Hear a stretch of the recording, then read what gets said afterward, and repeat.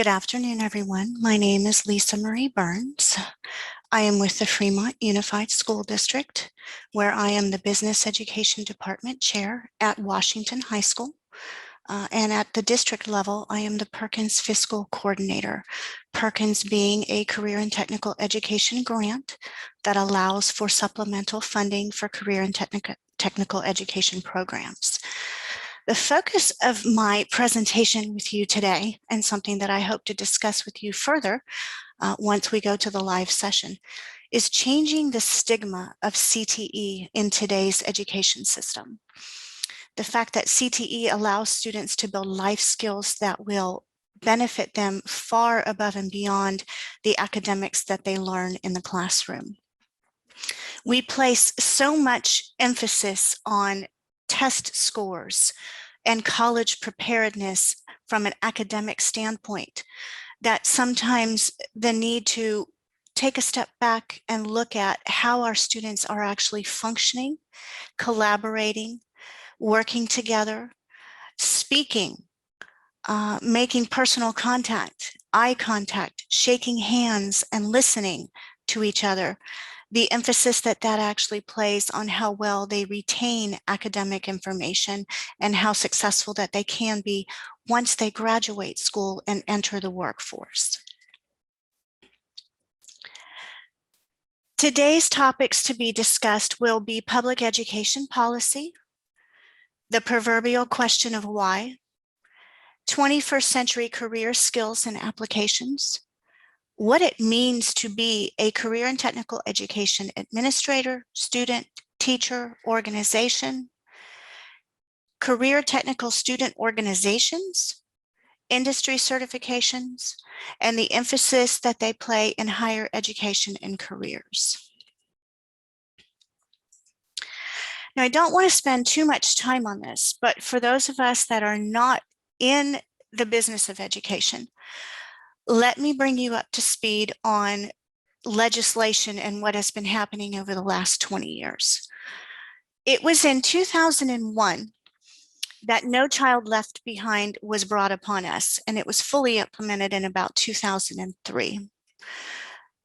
There are links here on the presentation that will actually take you to the law, where you can read the legislation and the negotiations that happened behind them. The goal of No Child Left Behind was to provide equal educational opportunities for disadvantaged students. It held schools accountable for how children learn and achieve in several ways, one of which was adequate yearly progress or standardized test scores, and those scores improving at a certain rate over a certain period of time. Teaching to the test, multiple choice testing, students studying academically and highlighting answers only, not understanding the applicability of what they were learning, but learning by memorization, by rote, is sort of what No Child Left Behind brought into our classrooms. The intent was well and good, to integrate all students within the academic learning experience, to not segregate those with special abilities versus those that were in AP or advanced courses, to allow all students to achieve at a particular rate within the same dynamic. All well and good intentions. However, the measurability of that was through standardized tests. And clearly we know, even as non-academics in the workforce, that administering the same assessment to everyone does not generate the intended results. People are well-versed in certain areas and not so well-versed in others.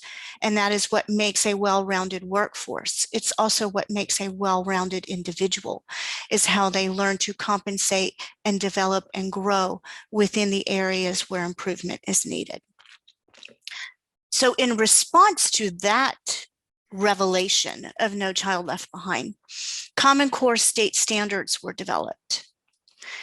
The initial goal, the intended goal of Common Core state standards, was to make learning relevant and to pull back from that whole college bound notion to college prepared or college ready. understanding that not every student was going to graduate high school and immediately step foot into higher education due to socioeconomic needs or many other needs on the student's behalf. They may not be able to transition directly into higher education. So the goal of Common Core, the intended goal and the growing goal that we are still working with in Common Core is to make learning relevant, to connect learning to the real world, and to incorporate career and life skills within the academic classroom. Now you can see, especially if you're an industry representative, where there still may be a disconnect in this, because many academics, many teachers, many educators are career educators and have not actually experienced the applicability of their subject matter. They haven't actually worked in industry to make that connection true. And Common Core is evolving. It has been over the last decade, to say that it is not necessarily to impart that knowledge into the instructor, but to provide the instructor with tools to bring that relevance into the classroom. And that is through CTE, through career and technical education, through the use of grants, through the use of public speakers, and to create pathways and hands-on knowledge project building avenues for students to understand how what they're learning in the classroom connects to the real world. Which leads me to the next area. And I don't know how many times you have sat in a classroom, in a seminar, in a training session, even in just a collaborative meeting, and sat there and wondered, why am I here? Why do I need to know this? What does this have to do with me? Why am I learning this? When will I ever use this? And what does this have to do with my position, my focus, my goals? That is the intended focus, that has been the intended focus of career and technical education for decades. And in my opinion, this is where those questions are in fact answered, and where the light bulbs go off in our students' minds. And it is so amazing to me to see when that connection is made. I have sat in many educational development sessions, especially where Common Core is being brought in and teachers are being shown how to incorporate Common Core into their classrooms. And I've sat where a particular teacher will stop and say, but I don't teach English or I don't teach math. Yet it is embedded in every single subject. It's just the seamlessness of this that we don't actually notice until we're acted to stop and reflect on it, until we're asked to stop and reflect on it. It's the same with our students, especially in a career and technical education classroom. The students don't know that they're using geometry in woodworking until you stop and tell them that they are. The students don't understand that they're actually learning chemistry in their culinary class until you stop and tell them that they are. It is seamlessly embedded into the curriculum.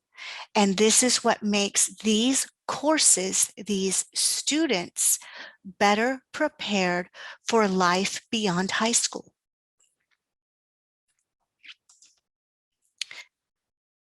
We've all used the term soft skills. We talk about soft skills, learning how to public speak, making eye contact, even knowing how to dress for an interview, shaking hands.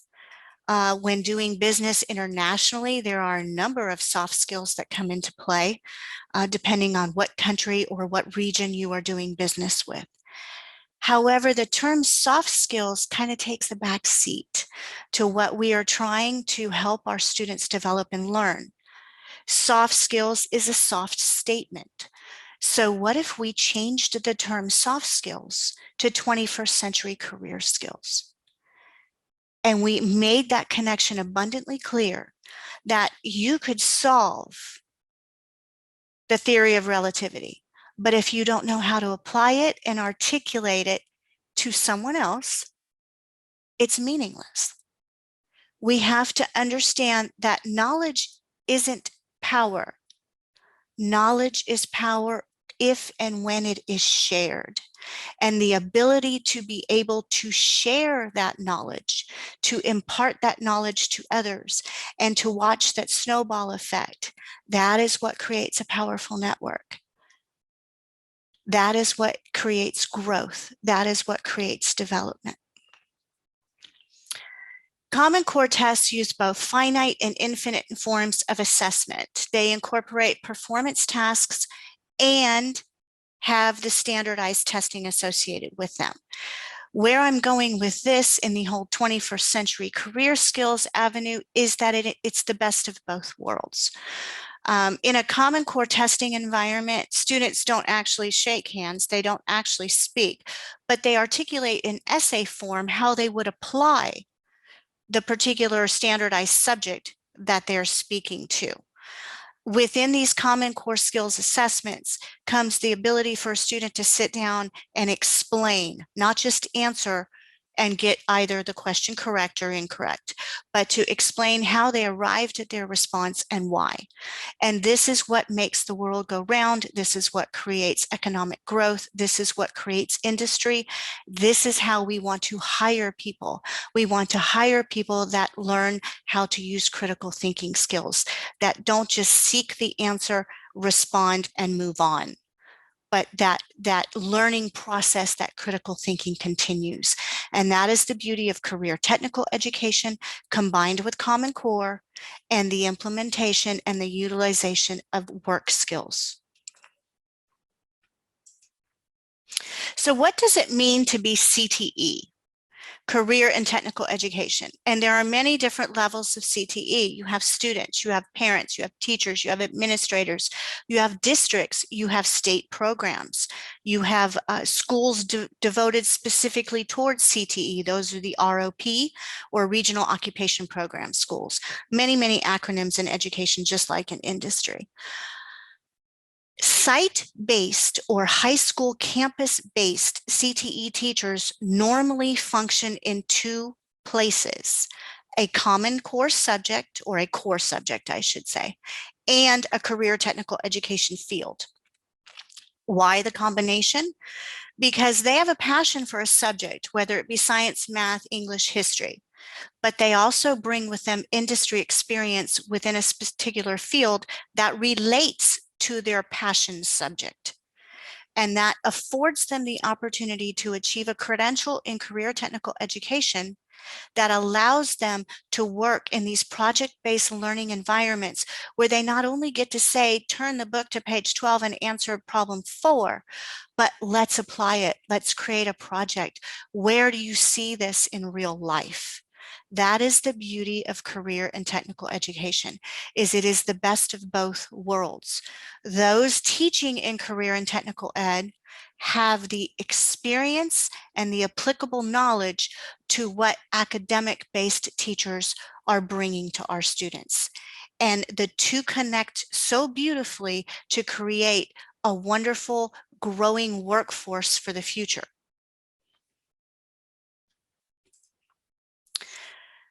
CTE, Career and Technical Education, is a title. To be in CTE, you need to have a pathway, and a pathway is 2 or more courses that scaffold or follow each other.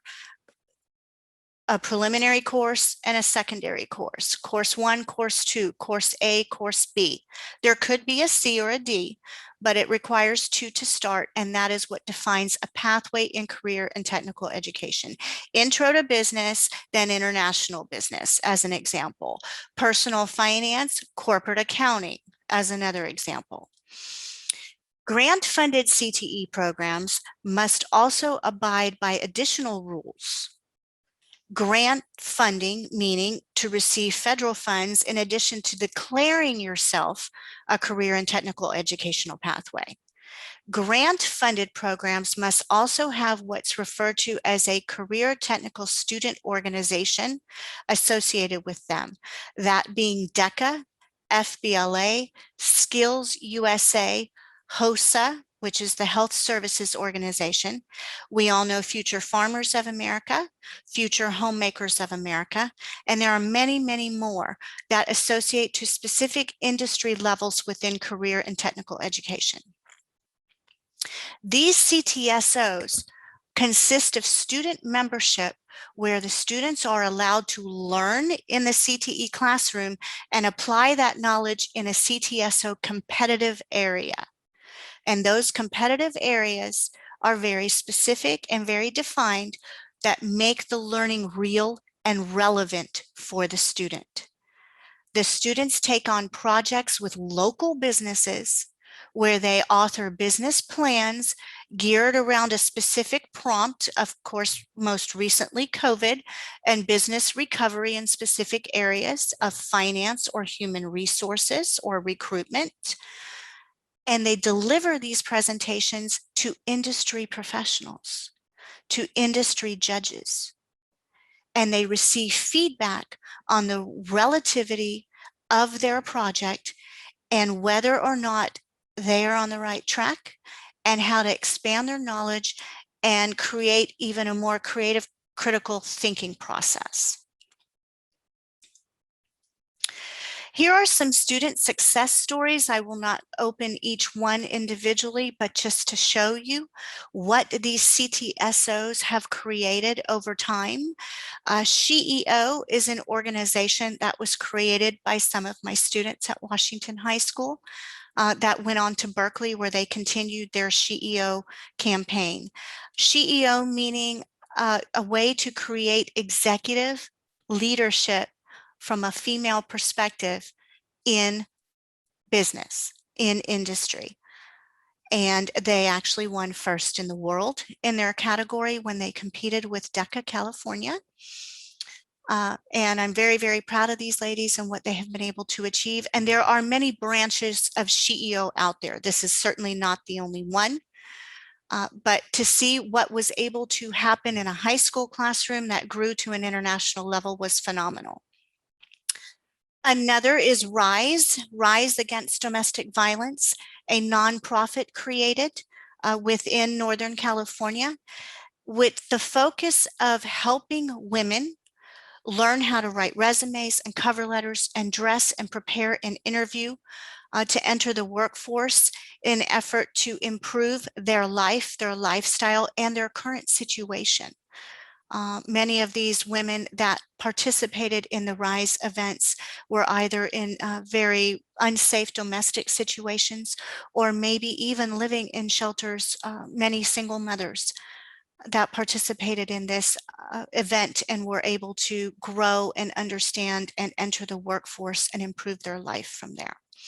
And there are many, many others out there, many others. And some current fun facts about career and technical education and the importance that it has on today's society right here and now today. Today is Friday, June 25th. And on this morning's Good Morning America, there was a segment. And that segment addressed how pandemic employers are hiring skilled-based workers over educated workers. The pandemic has led to employers not looking for the person with the greatest degree. They're not looking for the Harvard grad. Not that that doesn't mean anything, but in an effort to reopen and improve and be able to address the needs of customers today, having the foundation skills necessary is being deemed more important today than having the piece of paper. Having the piece of paper is always very important, always. But the piece of paper has no weight without foundation and without the skills of applying it to industry and to life. Students in CTE set themselves apart simply because of that hands-on project-based learning that they've been involved with. Higher education costs are skyrocketing. So a student with a CTE program that has been able to get an industry certification in a specific area and be hired into the workforce may have an employer-sponsored based tuition benefit afforded to them. And they may be able to pursue their higher education goals either at a discount, or partially sponsored by their employer, or even fully covered by their employer, depending on the situation. So being in a career and educational program and transitioning that into the workforce opens doors. It creates opportunities. And a little bit on my background, and again, we will meet again after this. A link will be provided to you. I am a CTE student. I was a member of the Future Business Leaders of America when I was in high school. And that is where I found myself. That is exactly where I found my home, was in Future Business Leaders of America. I was in a typing class in my high school classroom as a freshman. And Dr. Marilyn Kaufman, she's no longer with us, was the instructor, and she was the FBLA advisor at the time. And I remember her coming to me one day and saying, I want you to join my organization. And I joined FBLA, and everything was beautiful after that. I wrote speeches, became a public speaker. I competed in the speaking arena with FBLA. I was even able to participate in some Toastmaster events in high school. Which was phenomenal. And that led to my first career in sales. I became a sales associate as a high school student. I then pursued an associate in fire science technology. That was just for the fun of it. I wanted to understand conversations that I was participating in at the time. I have a BS in business management and a master's in organizational management. And my doctorate is in organizational leadership, both profit and nonprofit.